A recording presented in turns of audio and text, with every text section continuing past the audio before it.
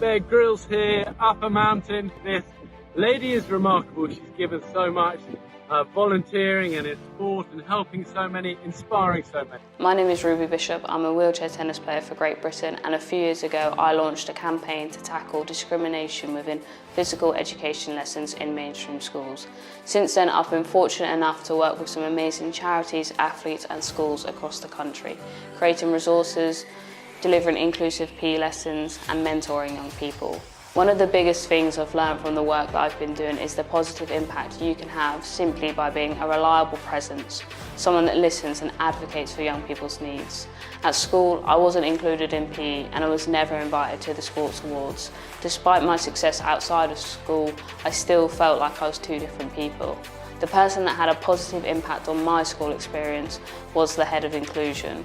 I remember I shared some work about the different types of sports wheelchairs and how it made it possible for people like me to do sport and how all the professionals used them.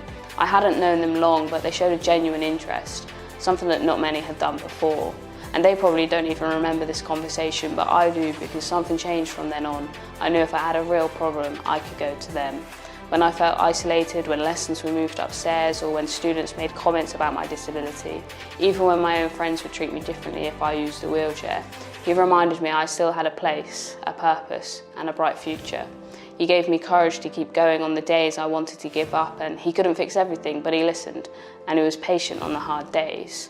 Looking back, I realised how powerful it was just to have one person that saw me for me, not just my disability.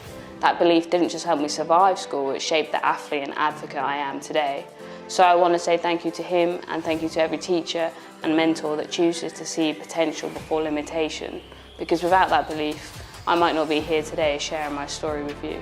Now I strive to be that person for others. When I work with a child or young person that feels underestimated or excluded, I want to help them see their potential, because I know every child, disabled or not, can thrive. The work Ruby is doing to change the lives of young people with disabilities is remarkable and so incredibly important. I have so much admiration for the way that she's used her own negative life experience and turned it into a positive way to create a real impact. I have seen firsthand how brilliantly she engages with young people who have disabilities and how she uses her own experiences to become a brilliant role model.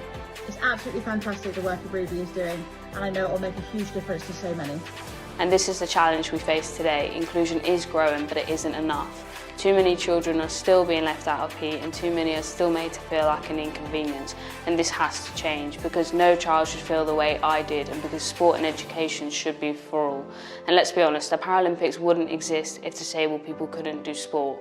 Inclusion isn't just about ramps or blue paper, it isn't just a tick box exercise. Inclusion is about belief. It's about believing every child belongs. It's about believing in their potential even if they're yet to see it themselves.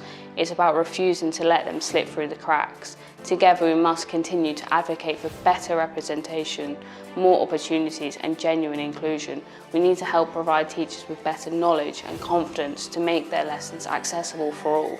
Because when you believe in a young person, you don't just change their school experience, you can change their whole life. So, my question to you is, will you join me in making inclusion not just a policy, but a promise?